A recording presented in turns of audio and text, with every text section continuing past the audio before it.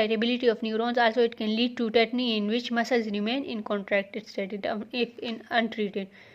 फिर हमारे पास हार्मोन है, तो थायराइड ग्लैंड के हार्मोन्स की हम बात करते हैं, उसमें थायरोक्सिन आ जाता है, कैल्सिटोनिन। तो थायरोक्सिन मोस्ट सेल्स स्टिमुलेट करता है metabolic rate essential to normal growth and development.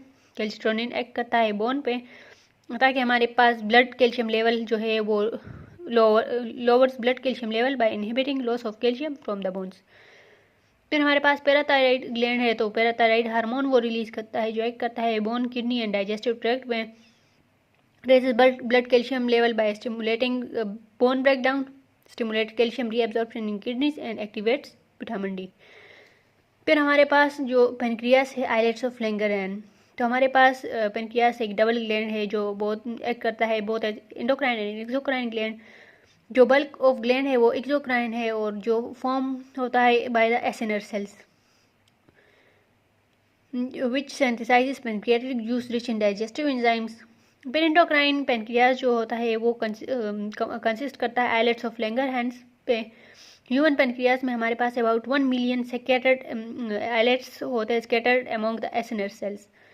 MCQ में आता है how many islets of Langerhans are present in the human, तो उसमें 1 मिलियन ही करना है, ठीक है। ईच आइलेट जो है वो स्मॉल मास ऑफ सेल्स है with 2 major types of cell, glucagon producing alpha cells and insulin producing beta cells. अक्सर ये भी पूछा जाता है कि insulin is produce by which cells या glucagon is produce by which type of cells. फिर इंसुलिन हमारे पास अबाउट 70% रिलीज होता है from the beta cells in response to raise in blood glucose level.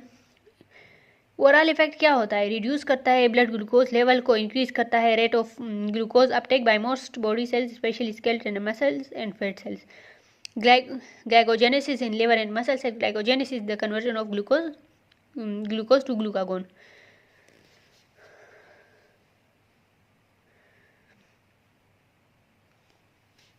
फिर हमारे पास इंक्रीज करता है use of glucose in cellular respiration, conversion of excess to fat, inhibit करता है ग्लूकोनियोजेनेसिस मतलब कि ग्लूकोज सिंथेसिस, क्योंकि ऑलरेडी हमारे पास ग्लूकोज इन एबंडेंस है। इंक्रीज करता है rate of uptake of amino acid into the cells and the rate of protein synthesis, ठीक है। फिर हमारे पास आ जाता है इंसुलिन अगर डेफिशिएंट हो या हाइपोएक्टिव हो तो ब्लड ग्लूकोज लेवल हमारे पास आफ्टर मील हाई होता है, तो ये हाइपरग्लाइसीमिया जिसको हम डायबिटीज मेलाइटिस भी कहते हैं, ठीक है। किडनी हमारे पास such high volume of glucose को रीएब्जॉर्ब नहीं करते और वो फिल्टर आउट हो जाता है। Excess of glucose in urine हमारे पास जो है तो वो लॉस होना स्टार्ट हो जाता है, उसको ग्लाइकोसूरिया कहता है, ठीक है। फिर हमारे पास 3 cardinal science of diabetes mellitus जो है तो वो पॉलीयूरिया है, पॉलीडिप्सिया है, पॉलीफेगिया है। पॉलीयूरिया मतलब कि abnormally large volume of urine produce होता है, पॉलीडिप्सिया मतलब एक्सेसिव थर्स्ट लगती है, और पॉलीफेगिया हमारे पास एक्सेसिव हंगर होती है, इंजेक्शन ऑफ फूड होता है। फिर हमारे पास low blood glucose level causes breakdown of muscle tissue, loss of weight and tiredness. हमारे पास untreated diabetes finally lead to disruption of the heart और heart activity and oxygen transport and severe depression of the nervous system leads to coma and death.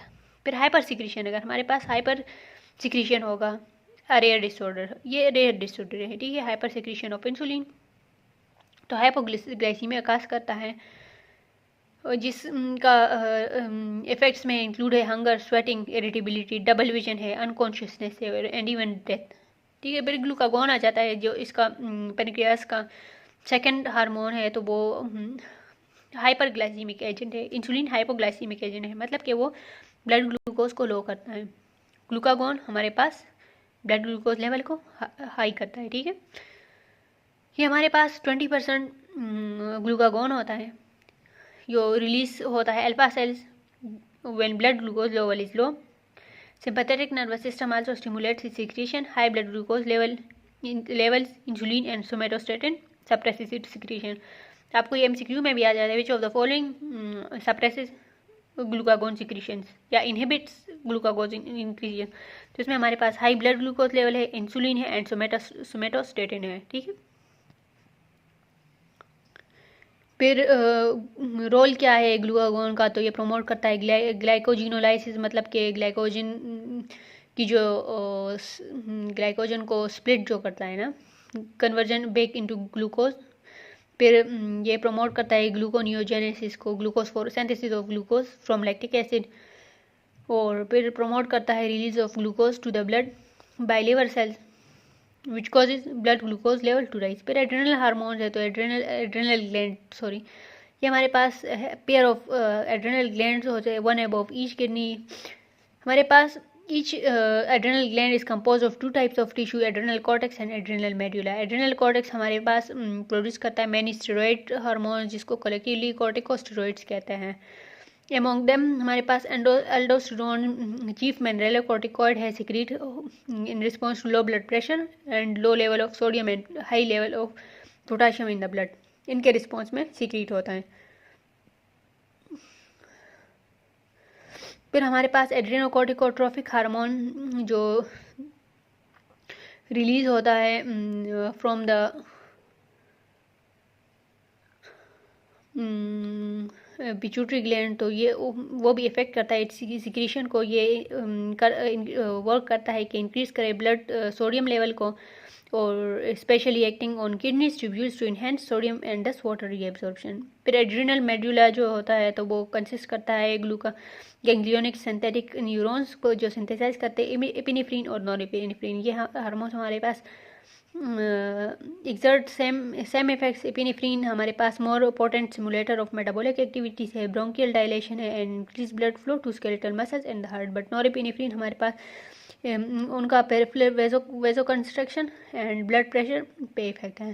फिर epinephrine हमारे पास clinical as heart stimulant है and to dilate the bronchioles during acute asthmatic attacks. तो ये याद रखना है कि एपिनेफ्रिन का जो क्लिनिकली है यूज़ क्लिनिकली किस लिए होता है, हार्ट स्टिमुलेंट है और ब्रोंक्यूल्स को डायलेट करता है।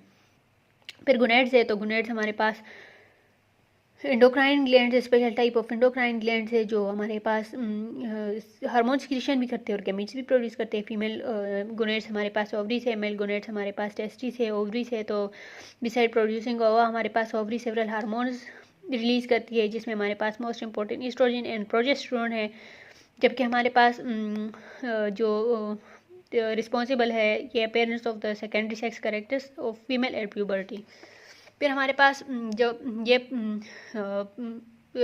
ईस्ट्रोजन एंड प्रोजेस्टेरोन हमारे पास अगर इकट्ठे एक्ट करे तो ये breast development and cyclic changes in the uterine mucosa and the menstrual cycle ये प्रमोट करते हैं। फिर प्रोजेस्टेरोन हमारे पास फर्दर प्रमोट करता है thickening and vascularization of the uterus for implantation of zygote, और दूसरा ये मेंटेन करता है प्रेगनेंसी को और काज करता है development of breast during pregnancy. फिर टेस्टिस है तो टेस्टिस हमारे पास मेल हार्मोन मेल गोनेड्स है जो extra abdominal skin pouch called scrotum में प्रेजेंट होते हैं, स्पर्म प्रोड्यूस करते मेल और मेल हार्मोन भी। जो प्राइमरी टेस्टोस्टेरोन है ड्यूरिंग प्यूबर्टी टेस्टोस्टेरोन इनिशिएट करता है maturation of the male reproductive organ and the appearance of secondary sex characters and sex drive. In addition testosterone हमारे पास नेसेसरी है for normal sperm production and maintain the reproductive organs in their mature functional state in adult males. फिर glands है तो ये table भी आप देख ले, ठीक है। फिर हमारे पास some other types of endocrine tissues है तो हमारे पास several other organs in the body है जो सिक्रीट करते हैं हार्मोन्स को, लेकिन वो हमारे पास generally not as being part of the endocrine system है। जो हमारे पास किडनीज है तो वो मेनी हार्मोन सिक्रीट करते हैं जो ब्लड प्रेशर को मेंटेन करते हैं एंड वो ब्लड प्रेशर और वॉल्यूम को मेंटेन करते हैं, जिसमें हमारे पास इरिथ्रोपोएटिन है, एक कैल्सिट्रायोल है, कैल्सिट्रायोल एक्टिव विटामिन डी है, ठीक है, एक्टिव विटामिन डी कैल्सिट्रायोल। हमारे पास फिर हार्ट है तो वो हमारे पास सिक्रीट करता है एट्रियल नेट्रियूरेटिक हार्मोन है जो रिड्यूस करता है ब्लड प्रेशर को, और मैनी हार्मोन्स जो रिलीज होते हैं डाइजेस्टिव सिस्टम तो वो हम हेल्प करते हैं absorption and breakdown of food including gastrin secretin and cholecystokinin, ठीक है। फिर एडिपोज टिश्यू और फैट जो है तो वो मेजर एंडोक्राइन ऑर्गन है जो प्रोड्यूस करता है hormone such as leptin and estrogen, और प्लेसेंटा हमारे पास secrete several important hormone in pregnancy including human chronic gonadotrophin, human placental lactogen, estrogen and progesterone. फिर फीडबैक मैकेनिज्म हमारे पास वो टाइप ऑफ इंटरेक्शन है जिसमें हमारे पास कंट्रोलिंग मैकेनिज्म जो होता है वो इटसेल्फ कंट्रोल होता है by the product of the reaction जो ये कंट्रोल करता है, ठीक है। फिर नेगेटिव फीडबैक है और पॉजिटिव फीडबैक है। नेगेटिव फीडबैक वो जो हमारे पास जो प्रोडक्ट है, जो ये द फीडबैक रिजल्ट्स जो कंट्रोलिंग मैकेनिज्म जो रिएक्शन कंट्रोल कर रहा है उसका प्रोडक्ट जो है तो ये रिवर्स करता है इसके डायरेक्शन को। फॉर एग्जांपल अगर हमारे पास इस एग्जांपल से हम देख लेंगे जो ब्लड ग्लूकोज लेवल हमारे पास जो है तो वो फॉल कर जाता है, ठीक है। Glucose level drops below set point हमारे पास क्या है 90 mg ग्लूकोज पर 100 ml ऑफ ब्लड, ये हमारे पास ड्रॉप कर जाता है। पेनक्रियाज हमारे पास रिलीज करता है ग्लूकागोन को जो लीवर में हमारे पास ग्लाइकोजन की ब्रेकडाउन होती है, ग्लूकोज में कन्वर्ट हो जाता है, फिर हमारे पास नॉर्मल में आ जाता है, ठीक है। अब अगर ऑपोजिट केस हो मतलब कि राइज कर जाए, ठीक है, जब वो हो जाए हमारे पास नॉर्मल हो जाएगा, फिर हमारे पास हार्मोन रिलीज नहीं होगा, ठीक है। फिर हमारे पास ब्लड ग्लूकोज लेवल अगर राइज कर जाए तो हमारे पास पेनक्रियास रिलीज करता है इंसुलिन को जो लेवर पे एक्ट करता है कि ग्लूकोज अपटेक करे और स्टोर करे एज ए ग्लाइकोजन, और बॉडी सेल्स पे एक्ट करता है ताकि मोर ग्लूकोज अपटेक हो।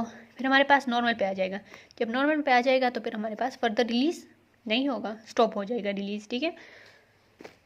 फिर हमारे पास पॉजिटिव फीडबैक मैकेनिज्म है, तो पॉजिटिव फीडबैक मैकेनिज्म में हमारे पास जो प्रोडक्ट होता है वो फर्दर एम्पलीफाई करता है, मतलब कि फर्दर रिलीज करता है, स्टिमुलेट करता है इस सिस्टम को कि मज़ीद रिलीज़ करे। फॉर एग्जांपल हमारे पास जो पॉजिटिव फीडबैक इनेबल्स करता है चाइल्ड बर्थ को, जो हार्मोन ऑक्सीटोसिन है वो इनहेंस करता है लेबर कॉन्ट्रैक्शन।